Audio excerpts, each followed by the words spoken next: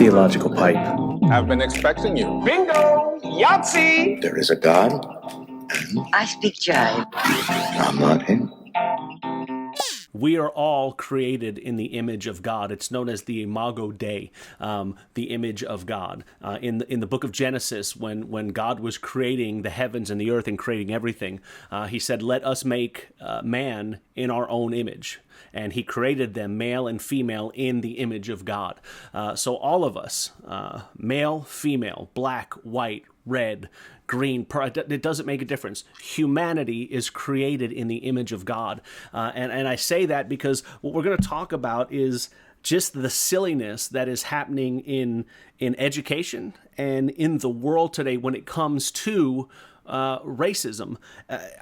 Here's the thing: if everything is racist, then nothing is, and you're There are legitimate causes for concern in some areas that we need to fight. But when everything is racist, and you can't stop yourself from calling everything racist, you do yourself a disservice. Again, racism is a sin. Coming from a theological perspective, coming from a Christian perspective, we're all created in God's image. It's a sin. So as I read through this stuff, I'm going to mock it. I'm going to mock what these people are doing because regardless of their intentions, what they're saying and what they're doing is just beyond silliness to me. The Oregon Department of Education, and I've talked about some people in education in previous podcasts, and being in education myself, I am amazed at that the people that are in education, the supposed smart people, do and say some of the silliest things that I've ever heard. And this is the Oregon Department of Education. This is in some of the material that they put out over the past few weeks. And this is what they said: white supremacy manifests itself in the focus on finding the right answer. And they're talking about math. They came out with this new math curriculum and these math goals for their teachers. And they said that if you focus on trying to find the correct answer in math, that's white supremacy manifesting itself. Now, this wasn't something that was done at some meeting.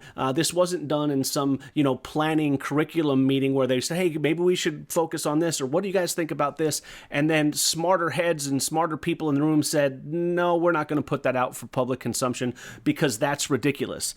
White supremacy manifests itself in the focus on finding the right answer. If you seek to find the right answer in math, according to the Oregon Department of Education, that's white supremacy. That's racism rearing its ugly head. From the same training, from the same stuff that the Oregon Department of Education put out, it said this. It said, white supremacy culture infiltrates math classrooms with students being required to show their work.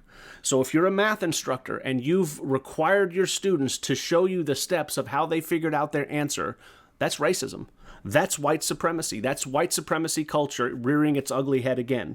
Again, more from the geniuses and the educators in Oregon and the supposed educated people.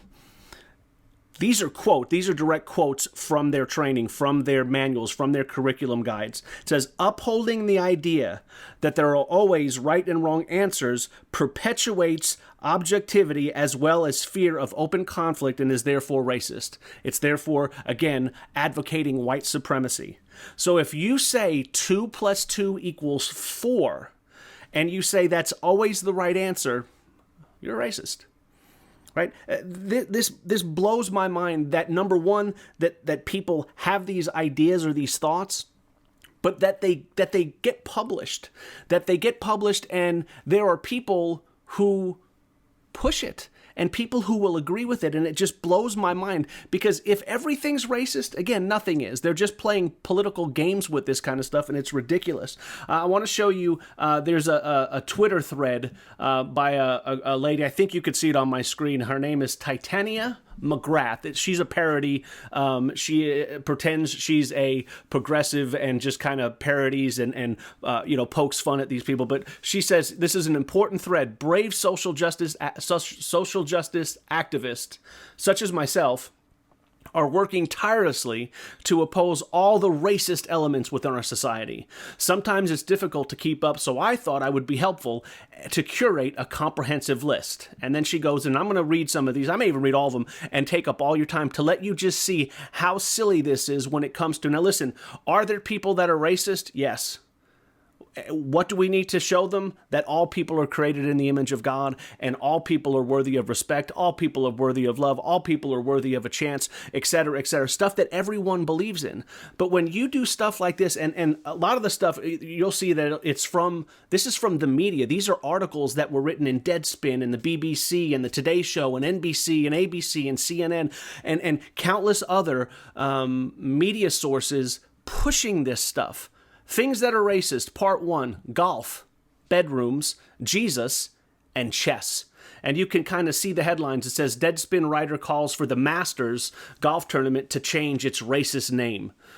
From master bedroom to blacklist, what will it take to change racist terms in our everyday language? For God's sake, Black Lives Matter activist Sean King says statues of Jesus should be torn down because they are white supremacy. And then the Today Show asked, do you think chess is racist? Now, I want you to think think of how silly that is. Do you know why? Because one side's black and one side is white. One side is white, so it must be racist. She continues in part 2 of her thread. Things that are racist. Gandhi, cartoon characters, milk, and roads. And you can see calls to remove racist Gandhi statue. The Simpsons will no longer cast white actors in non-white roles. Family Guy's Cleveland steps down. They're cartoon characters being voiced by people, and they're not going to allow, again, here's another one. Cow's milk has long been a symbol used by white supremacists, and that's from PETA.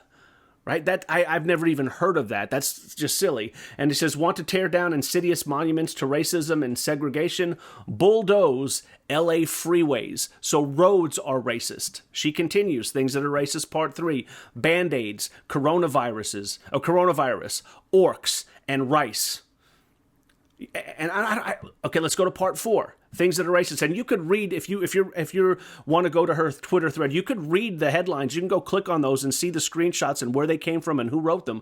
I'm not making this up, and you can kind of see, hopefully you can see it if you're watching on YouTube. If you're listening on one of the podcast apps, again, Titania McGrath, and these are all things that are articles that have been written and posted and shared on, again, Twitter, Facebook, NBC, ABC, CNN, BBC, all the different news networks.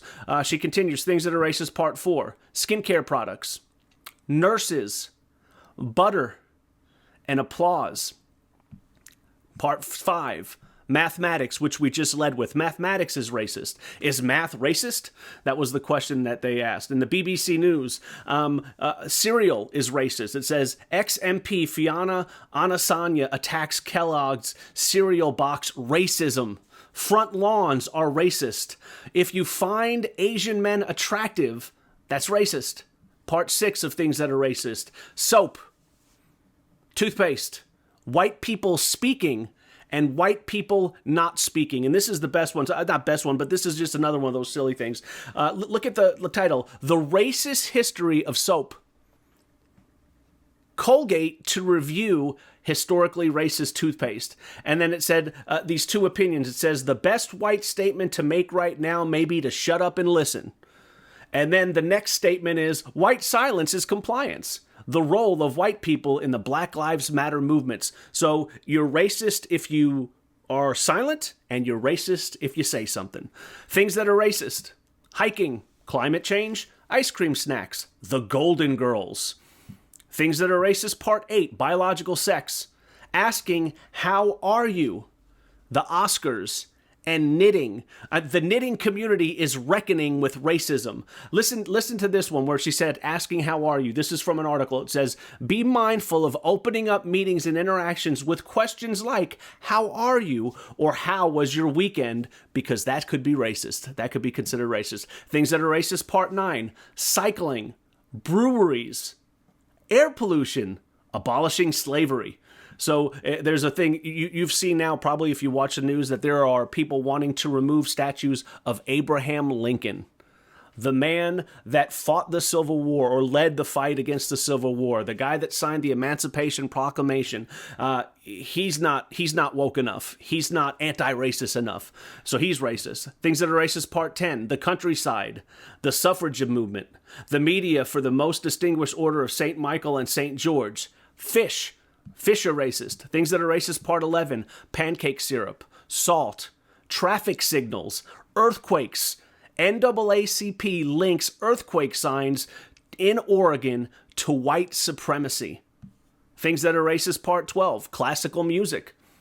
Horse racing. Trying not to be racist is racist, and being nice is racist. So I'm sorry, I apologize for my racism, because on probably 80-90% of my podcasts, I always end my podcast with be nice. I think we need to be nice to each other, so apparently asking people to be nice is racist. Part 13, Anglo-Saxons. Toy Story 4 is racist. Mary Poppins, racist. Jogging has always excluded black people. It's racist. Part 14, The Lake District. Wives. Faulty Towers, a TV show. Reaction gifts. Things that are racist, part 15, botany. Sandwiches are racist. And I love that there's a picture of a peanut butter and jelly sandwich from News 19 Action News. And it says, PB&J sandwiches, are they racist? ? Environmental activism and women are racist. Women have always been a part of the white supremacy, the article says. Part 16, science, Western philosophy, libraries, and dogs. Dogs are racist. Part 17, dieting, yoga, country music, Scrabble. Part 18, wine, shoes, having sex with black people, not having sex with black people. Things that are racist, part 19, rock music, tipping, veganism, Dr. Seuss. Things that are racist, part 20, robots, Charles Dickens, the White Cliffs of Dover, and Thomas the Tank Engine. He's an imperialist racist. Things that are racist, part 21, jingle bells, interior design, arithmetic, avoiding eye contact. Part 22, dead dogs are racist. Baseball is racist. College admission tests are racist. All white artists are racists. Part 23, Morris dancing. Enid Blyton, the Smurfs, falling asleep. Things that are racist, part 24, church choirs, orchestras, the royal family, surfing. Things that are racist, part 25, grammar, landscape architecture, Paw Patrol, birds. And I love reckoning with the racist past of birds. Of bird is the headline there. Things that are racist, part 26, artificial intelligence, punctuality. It says Clemson University, expecting people to show up on time is racist. You got a job and you show up and you expect people to show up when their shift starts, racist. You have a class and you expect people to show up when the class starts, racist. Hockey is racist. Worms are racist. Part 27 of this thread by Titania McGrath. And she posted it on August. She actually, she just kind of keeps adding to it. So mermaids are racist. Tomboys are racist. Cosmic objects are racist. Bras are racist. Part 28, national parks. Smiling is racist. Aliens are racist. Beer is racist. Things that are racist, part 29, Italian fashion. Image cropping algorithms. Free speech. Uncles. Uncles are racist. Things that are racist, part 30, fried chicken, school uniforms, Hawaiian pizza, Mozart. And it says why Mozart is a singular symbol of the white patriarchy. And there's more. I'm not even. That's part 30. I went to part 30, and then there's other people that adds 31, 32. Gosh, I'm not going to read. I can keep going. 33, 34, and it goes on and on. It's Dungeons and Dragons. The Muppets are racist. Mittens are racist. Dating apps are racist, and on it goes. And it's just sad because number one, there are people that think this and write this. Number two, there are editors that allow this stuff to go out there. And number three, there are people that push this and try to make it sound like all of these things are racist. If all of them are racist, nothing is. I'm sorry. It's just ridiculous. And the sad part to me is our media is part of the problem. When you have media people that would rather have clicks and rather have controversy than really kind of talking about things in a constructive way and really tackling racism where there is racism. But if you automatically call something racist because it happened and you think you could sort of make it sound racist, then that's just silly. It's just ridiculous. And the media, I'll give you another example of media just being silly. And it's not really a racism thing here, but I just wanted to show, listen, racism is evil. It's a sin. You should judge people by the content of their character, not the color of their skin. And I'm sorry, some of these things and some of these things that are on her Twitter thread are tongue in cheek, and she stretches some of the things, but a lot of them are right on. And if you look at that math thing that I read from Oregon, that's true. That happened. That's happening right now. They're saying if you push 2 + 2 = 4, and you're saying that that's always right, that's a form of white supremacy. Where did we go wrong? This is ridiculous. And we keep pushing it. And the media, I think, and political pundits and everything, they have to make everything political to try to score political points. It does nothing but divides us, and it's just silliness. I want to give you this other thing that the media did that I think is part of the problem. There was a survey done by Skeptic Magazine. And they asked different people who identified themselves as either very liberal, moderate, conservative, or very conservative. And they asked them, they said, in the year 2019, can you tell me how many people or how many unarmed blacks were killed by police officers in that year? So in the year 2019, how many unarmed blacks were killed by police officers? And they gave the respondents 5 choices: about 10, about 100, about 1,000, about 10,000, or more than 10,000. And they let people choose the answers. And here's what they found. If you were very liberal, 53.58%, 54% about said it was 100 or more, about 100 or more. The majority of them saying it was about 1,000. 7.86% said that it was more than 10,000. So in the year 2019, 7.86 very liberal people, 7.86% of very liberal people in this survey said that more than 10,000 unarmed black men were killed by cops. The majority was said about 1,000. It was over 50%, and 53.58% said it was about 100 or more. Something like that. The majority that said it was about 1,000, I think it was 34, and then there was like a 33 for the 100 or more. But again, 50. A majority of them thought it was 100 or more. The liberal respondents, 38.70% said it was 100, more than 100 or higher. 5.4% said it was more than 10,000, and the majority of them, the majority in that group, 39.79% said it was more than 100 unarmed black men killed by the cops. If you go to moderates, the majority of them, 40.59%, said it was about 100. When you go to conservative, 46.39% said it was about 10. 86.75% said it was about 100 or lower, and only 1.2% said it was over 10,000. And if you go to very conservative, the vast majority, or the majority, 45.99% said it was about 10. 100 or lower, you have 79.57%, and then 4% said 10,000.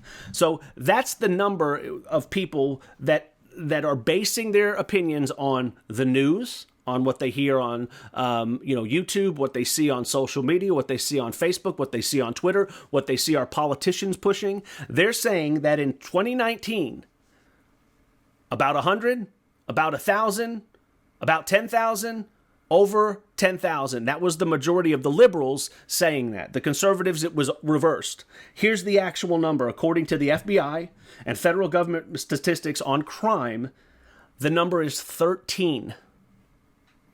We got a problem in this country when stats don't mean anything. 13. Now, if you wanted to use some other stats and some other groups, the number might grow to 27.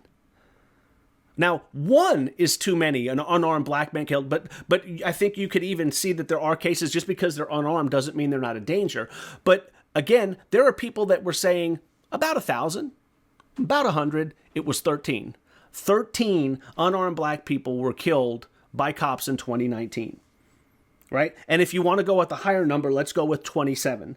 That is still a huge problem for the media and for society in general when we just base our opinions on how we feel. AOC, Alexandria Ocasio-Cortez, had one of the silliest quotes I've ever heard. And I understand what she's saying, but it doesn't make it any less silly. She said that being morally right is more important than being factually correct. So by her standards, you could knowingly tell a lie as long as the lie was trying to advance a moral good. And that's ridiculous. I don't know if she recognizes this. And I think that because we live in a postmodern world, a lot of people don't. But telling lies is morally wrong. So to say being morally right is more important than being factually correct, no, they both go hand in hand. You want to be morally right, but you want to be factually correct. And I think that's a problem. It's one of those things that I don't even know where to wrap my head around this. When it comes to, number one, the media doing a horrible job, and that there's such a divide on what people think. When you line it up against the facts and the facts of just those things of how many unarmed black men were killed by cops in 2019, the disparity between the liberals and people on the left and people on the right is ridiculous. And what does the media push you? What does the media try to portray? And then when you look at all these things that we see from these reports that I did on this Twitter feed, again, Titania McGrath, again, if you're listening, it's kind of hard to see, but you could go through there. She has screenshots of every headline that I read about, dating apps being racist, Dungeons and Dragons being racist, the Muppets are racist, Mittens are racist, et cetera, et cetera, et cetera. Listen, racism sucks. Racism is evil. We need to avoid it. We need to judge people based on the content of their character. We need to understand that every single one of us is made in the image of God, and it doesn't make a difference what characteristics you define yourself by. All of us are sinners. All of us fall short of the glory of God. All of us need Jesus, and we need to treat each other with the love and grace and mercy that Jesus Christ shows us. But we don't need to push falsehoods when they're not there. We don't need to make everything racist, everything sexist, everything's bigoted, everything is some ism so we can divide people into some different categories so we can hopefully control them, right? We need to really try to move past that. And, we need to move past that. I think that's going to just be the theological pipe moment here is, again, the Imago Dei. We're all created in the image of God. Are there issues in this country? Yes. Do we need to work on them? Not in this country, in the world? Absolutely. But when you cry wolf at every single thing, you just become silly and nobody's going to listen to you. And people are going to start tuning you out. And then people are going to start fighting back. And that's why we have divisions. And then the media is going to take sides and they're going to cause divisions. And they're going to hide stories that are true. And they're going to push stories that are false. And then we're going to have other groups that say, okay, well, if they're going to do that, we're going to do it. But we're going to do it from our side. And you get all of this division and all this strife. And we need to try to move past that. So, shame on the media for printing these stories. Shame on the Oregon Department of Ed for saying that 2 + 2 = 4 is racist. That's just ridiculous. And be better. And I'm going to say, put that in your theological pipe and smoke it. And at the risk of being racist, be nice. Just be nice. Love each other. Be nice. Put that in your theological pipe and smoke it. We'll see you next time. Well, bye.